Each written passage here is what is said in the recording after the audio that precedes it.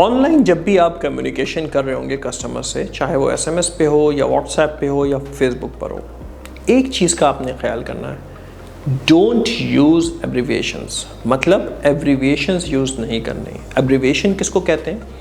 जिस तरह हम लिखते हैं LOL, laugh out loud, BRB, B right back, ये एब्रीविएशंस आपने यूज़ नहीं करने, क्योंकि ये एब्रीविएशंस जो हैं ये इनफॉर्मल वे ऑफ कम्युनिकेशन है और कस्टमर से फॉर्मल कम्युनिकेशन की जाती है।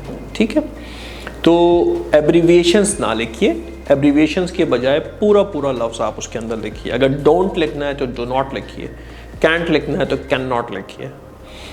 ठीक है, कहीं पे भी कॉमास अगर आ रहे हो तो फुल फॉर्म में उसको लिखिए, उसको एब्रीविएट ना करें।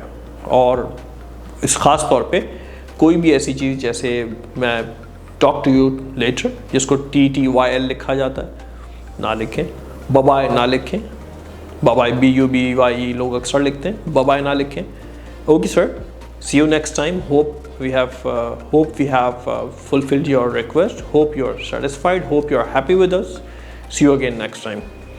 तो अपनी कम्युनिकेशन, बात करने का जो तरीक़ेकार है वो उतना ही फॉर्मल रखें जितना आप अपने बॉस के साथ बात करते हुए फॉर्मल रहते हैं, अपने कोलीग्स के साथ बात करते हुए ऑफिशियल एनवायरनमेंट में फॉर्मल रहते हैं। ठीक है, तो स्टाइल अपना बिल्कुल फॉर्मल रखें और उसमें कोई एब्रीविएशंस ना यूज़ करें। और हर चीज़ के लिए परमिशन लीजिए कस्टमर से कि अगर आप चाहें तो मैं आपका अकाउंट खोल के चेक कर सकता हूँ, क्या आप चाहेंगे कि मैं आपको ये चीज़ भिजवा दूँ, क्या आप चाहेंगे कि ये चीज़ मैं आपसे लेके इसकी रिप्लेसमेंट आपको दे दूँ।